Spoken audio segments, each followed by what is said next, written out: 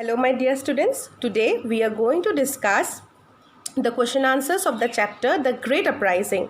Okay, so in our previous classes we have discussed the chapter The Great Uprising detailedly. We discussed the causes of the uprising, we discussed the aftermath of the uprising, why did the uprising fail, what impact did the uprising have in India, okay, what were the changes which came about after the uprising, okay, what were the changes in the British administration that took place after the Great Uprising. Today we are going to discuss the question answers. I hope you're able to write the question answers. Okay, if you have any problem in any question, just put it in the comment box, or you can also message me in our WhatsApp group. Okay, so the first question is, what were the social causes of the revolt of 1857? Social causes.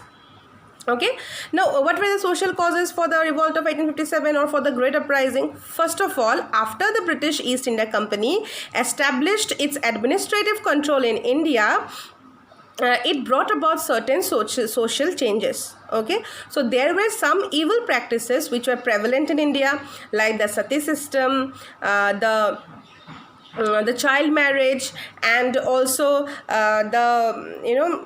a very cruel behavior meted towards the widows. Okay, these were some of the evil customs which are prevalent in the Indian society. British passed laws banning these customs. Okay, so some section of society thought that the British East India Company was trying to interfere with the social customs of India.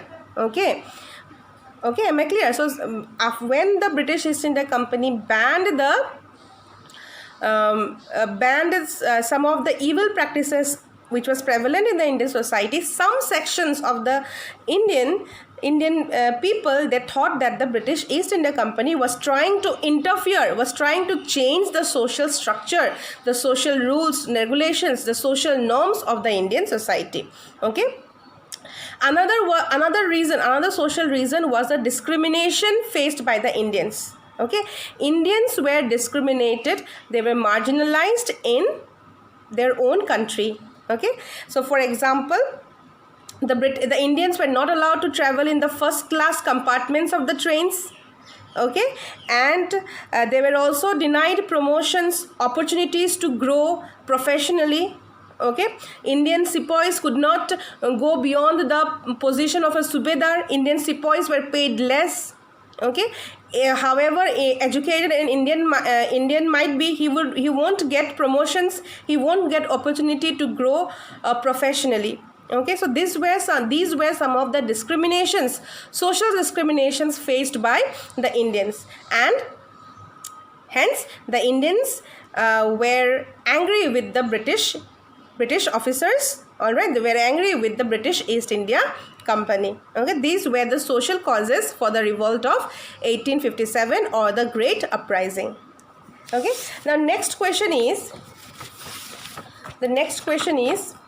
what happened on 10th May 1857? What happened on 10th May 1857? Right?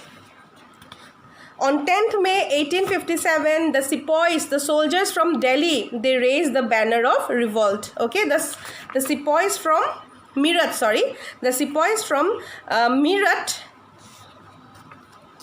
raised the banner of revolt. They killed the British officers, released the imprisoned sepoys, seized arms and ammunition, and set fire to British properties.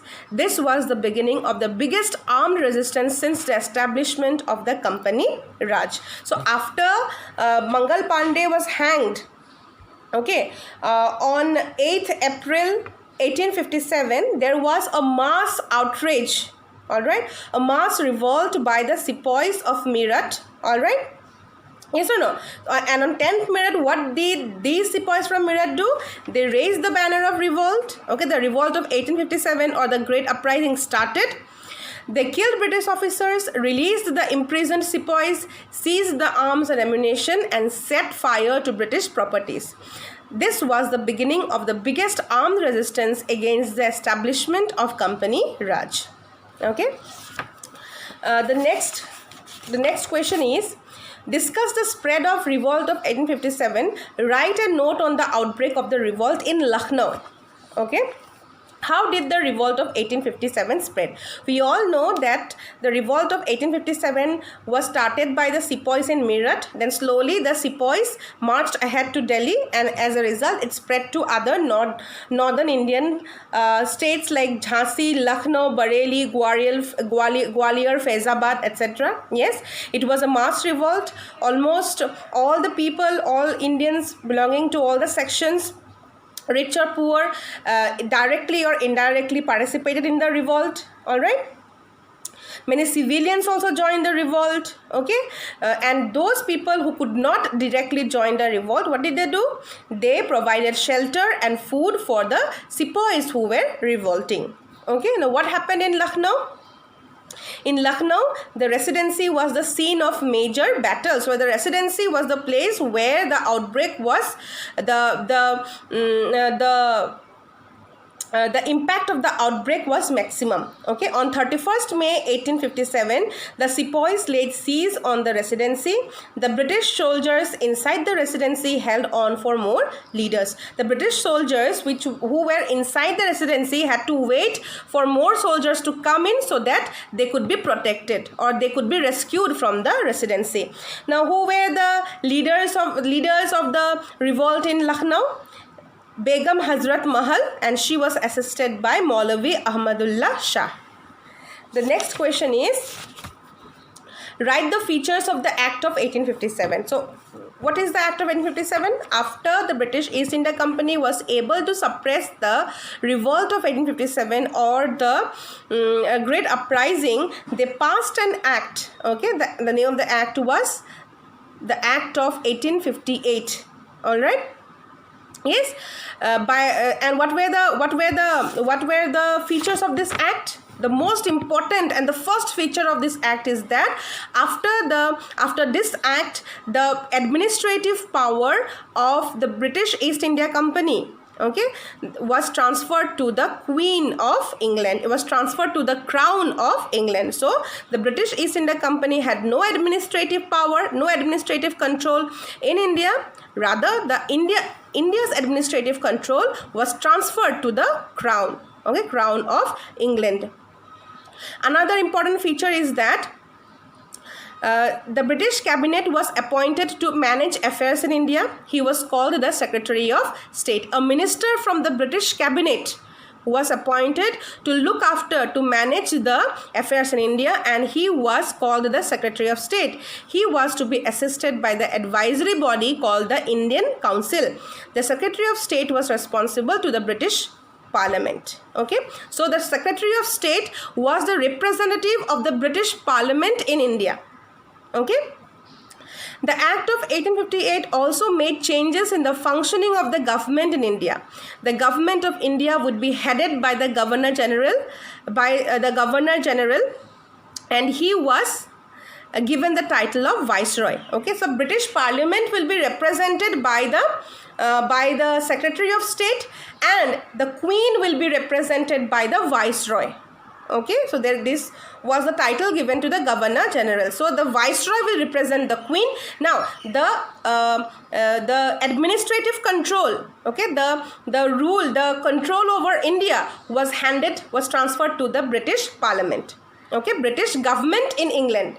Am I clear? So the British Parliament will be represented by the Secretary of State. The Queen will be represented by the Viceroy. Okay. The Queen Victoria assured the rulers of princely states that the government would not annex their territories. Sometimes they even suppressed the internal revolts to help the rulers stay in power. By stopping all annexations, withdrawing the doctrine of lapse, and rewarding titles and honors to the rulers, the government tried to make them allies. Now, the